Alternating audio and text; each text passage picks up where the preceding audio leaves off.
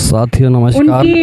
आप देख रहे हैं KBN जो भी हम कर्म क्रियाएं करते हैं और अभी जो आप सुन रहे हैं राजयोगिनी BK सिका दीदी जी को, जैसे प्रजापति ब्रह्म कुमारी ईश्वरीय विश्वविद्यालय द्वारा जो वैसे सेक्टर 7 गुरुद्वारा रोड पार्क में जो है शिव जयंती महोत्सव जो है मनाया जा रहा है, देखा जाए उसके तहत जो है आध्यात्मिक कार्यक्रम का आयोजन यहाँ किया जा रहा है और संबंधों में मधुरता कैसे बनी रहे, संबंधों में मधुरता कैसे हो, इस विषय पर जो है व्याख्यान जो है दिया जा रहा है राजयोगिनी BK सिका दीदी जी द्वारा। आप सुन रहे हैं। लेकिन भगवान को लेकर के आज दुनिया में इतना नफरत, इतना विवाद क्यों? क्या कारण है कि जिस भूमि को देव भूमि कहा जाता था, जिसके लिए गायन है कि यहाँ पर शेर और गाय एक घाट पर पानी पिया करते थे, इतना इस भूमि रहने वालों का आपस में परस्पर प्रेम था, प्यार था। गीत भी बनाया हुआ है कि जहाँ प्रीत की सदा रीत है, लेकिन आज उस प्रीत की जगह हर एक मनुष्य आत्माओं के अंदर काम, क्रोध और लोभ ने ले लिए। आज हर एक मनुष्य के अंदर इन बुराइयों का बोलबाला है। देखा जाए परमात्मा ने गीता में मनुष्य के 3 महाशत्रु कहे हैं, काम, क्रोध और लोभ। कि माँ बेटे को, बेटा माँ को, पति पत्नी को, पत्नी पति को मार रहे हैं जान से कि कहाँ हमारा जीवन पहुँच गया है, कहाँ इतना ऊंच था और कहाँ हम नीचे पहुँच गए हैं। सब परमात्मा ने गाया है, यदा यदा ही धर्मस्य ग्लानिर्भवति भारत, कि जब जब धर्म की ग्लानि होती है तब तब मैं धरा पर अवतरित होता हूँ। तो जब ऐसी हालत हो जाती है, जब चारों तरफ बुराइयां, भ्रष्टाचार, व्यभिचार व्याप्त हो जाता है, तब स्वयं परमपिता परमात्मा इस धरती पर प्रकट होते हैं, जो अकाल है और जन्मा है, लेकिन वो इस भूमि पर हम मनुष्य आत्माओं का कल्याण करने के लिए, पुनः हमारे अंदर दिव्य गुणों की स्थापना करने के लिए इस धरा पर अवतरित होते हैं। उनकी इसलिए एक महिमा स्वयं भूमि गाई हुई है। उनके लिए गायन है कि वो स्वयं इस भूमि पर अवतरित होते हैं, इसलिए उसको मुक्ति दाता, मुक्तेश्वर भी कहा जाता है। तो परम पिता परमात्मा जो इतना ऊंच बनाया था, आज हम इतने पतन की ओर चले गए हैं। पुनः कैसे हम अपने को उत्थान की ओर लेकर जाएं, उसके लिए हमें उद्गम को समझना बहुत आवश्यक है। मेरा नाम साइशा चौधरी है। आज मैं आपको एक देश के बारे में कविता सुनाने जा रही हूँ। प्यारा प्यारा मेरा देश, सच्चा सवारा गर्व करे, नैन सोना मेरा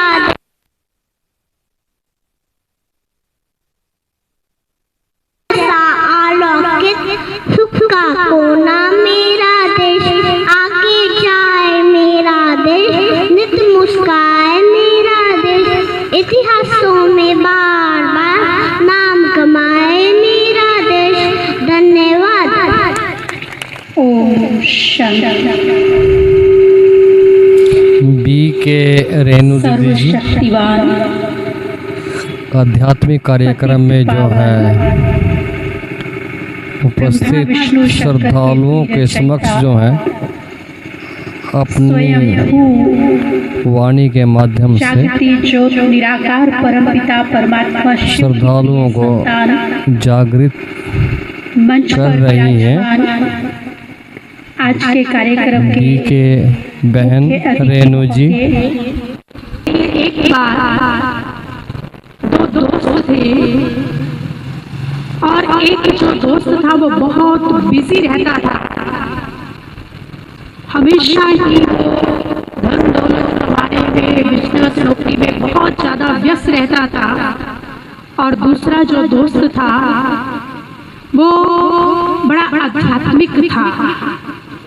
तो एक दिन उस व्यक्ति ने सोचा कि चलो एक तीर्थ यात्रा पर चलते हैं और अपने दोस्त के प्रति भी उसके मन के अंदर बड़ी शुभ भावना थी कि मेरे दोस्त को भी थोड़ा सा आध्यात्मिकता में रुचि क्रिएट हो जाए, इसका भी भला हो जाए, इसका भी कल्याण हो जाए। तो उस भावना से वो अपने उस दोस्त को कहता है कि चलो दोस्त तीर्थ यात्रा पर चलते हैं 2-3 दिन के लिए।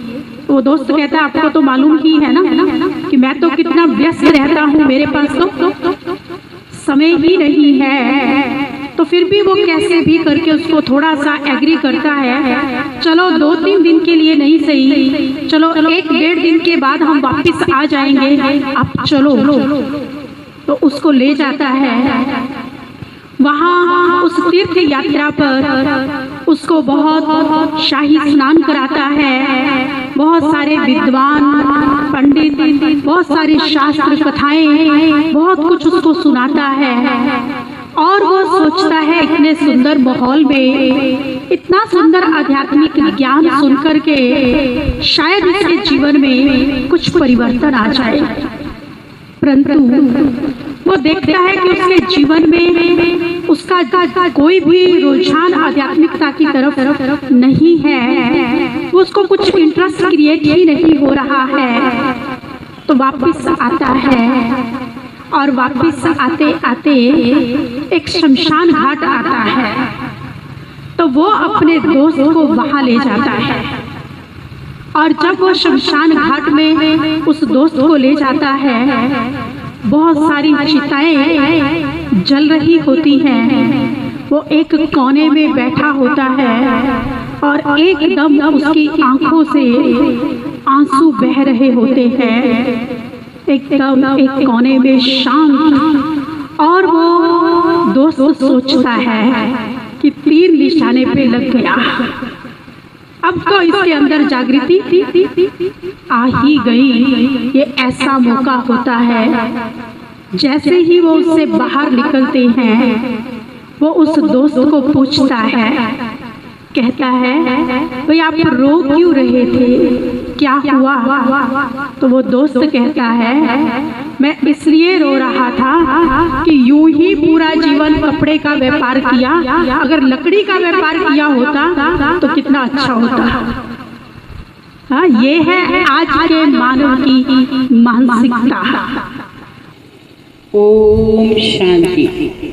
संबंधों में मधुरता और शिव जयंती को लेकर जो है आध्यात्मिक कार्यक्रम में अभी बी के प्रेम दीदी जो है श्रद्धालुओं के समक्ष जो है प्रवचनों की वर्षा जो है अभी कर रही है। आप देख रहे हैं, आप सुन रहे हैं। ज्ञान शिव परम पिता परमात्मा के पावन जन्मदिन की, शिवरात्रि की, महाशिवरात्रि की बहुत बहुत बहुत दिल से बधाइयाँ, बहुत बहुत मुबारक हो। क्योंकि हम सब मिलकर अपने प्राण प्रिय परम पिता परमात्मा का जन्मदिन मनाने के लिए यहाँ पर एकत्रित हुए हैं। हमारी प्यारी बहनों के द्वारा परमात्मा का सत्य परिचय पिता कब धरती पर आते हैं, क्या आकर के करते हैं, किस लिए आते हैं, इस पर बहुत सुंदर सुंदर विचार आप सभी ने सुने। तो अभी हमारे सरोज चावला बहन जी ने कहा कि संबंधों में मधुरता विषय पर कुछ बात की जाए, क्योंकि संबंधों में अगर मधुरता है तो हमारा जीवन सुखी है। कि संयुक्त परिवार हुआ करते थे, लोग इकट्ठे एक परिवार में रहा करते थे। एक ही चूल्हे पर सबका भोजन बना करता था। बच्चों को यही पता नहीं होता था कि हमारी माँ कौन सी है और हमारी चाची कौन सी है। कोई भी सब बच्चों को भोजन करा दिया करते थे।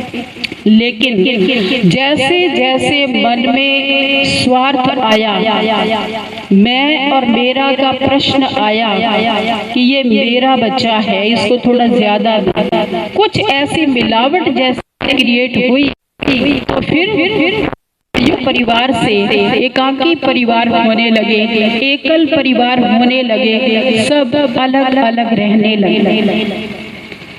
लेकिन आज तो हम देख रहे हैं कि संबंधों की आपस में कोई एकता, प्यार, अंदर से शुभ भावना, शुभ कामना कोई ज्यादा नजर आती नहीं है।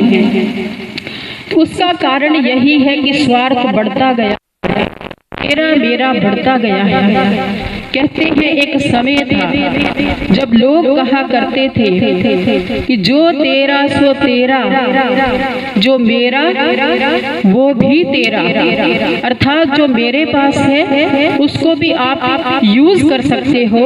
और खुशी खुशी से एक दूसरे को लोग सहयोग दिया करते थे। फिर समय बदला और फिर समय ऐसा आया कि लोगों के मन में ये बात आ गई कि जो मेरा सो मेरा, जो तेरा सो तेरा। ना तुम मेरी चीज पर देखो, ना मैं तुम्हारी चीज पर देखूं, सब अपनी अपनी चीज में अपने अपने को जो मिला हुआ है उसमें खुश रहो।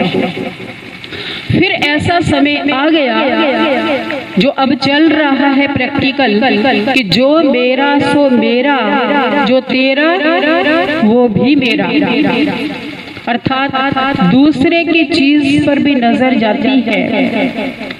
दूसरे का भी ले लें, दूसरे का भी लूट लें, दूसरे का भी हड़प लें, दूसरे पर भी कब्जा कर लें, दूसरे का अधिकार भी मुझे ही मिल जाए।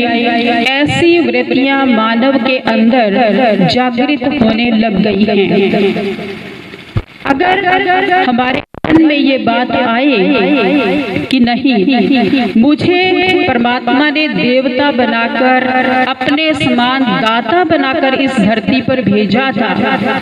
मैं देवता था, लेकिन आज मैं देवता की बजाय लेवता क्यों बन गया हूँ? कोई मुझे रेस्पेक्ट दे, कोई मुझे रिगार्ड दे, कोई मुझे पूछे, कोई मुझे वस्तु दे दे, कोई मुझे सहयोग दे, मैं दूं या ना दूं, लेकिन दूसरे मेरे को दें, तो मतलब हमारा हाथ ऐसे रहता है। परंतु देवताओं का हाथ हमेशा कैसे रहता है? या ऐसे रहता है वरदानी हाथ, या फिर ऐसे रहता है देने वाला हाथ। तो इसलिए अगर हम अपनी भावनाओं को चेंज कर लें और ये स्मृति में रखें कि मैं संतान किसकी हूँ, जो अनकंडीशनल सारी दुनिया को सब कुछ देता ही रहता है, जिसको कभी भी किसी से भी कुछ भी लेने की अपेक्षा नहीं रही। तो मैं देवता हूँ, दाता हूँ, देने वाला हूँ, ना कि लेने वाला देवता। तो फिर सहज ही सबको जब दुआएं देते चलेंगे, आशीर्वाद चलेंगे, प्यार देते चलेंगे, सुख देते चलेंगे, तो अपने आप ही संबंधों में जो आती है वो बदल कर मधुरता के रूप में हो जाएगी और हमारे संबंध मधुर हो जाएंगे।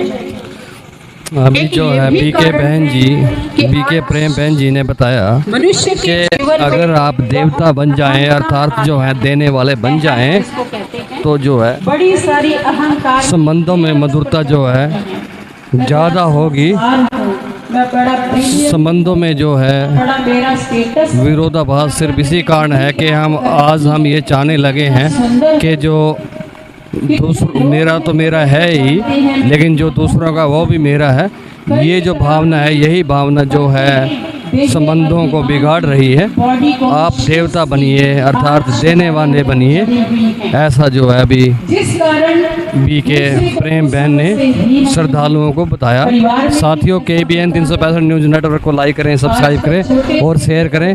पत्रकार साथी चमन लाल के साथ मैं धर्म सिंह।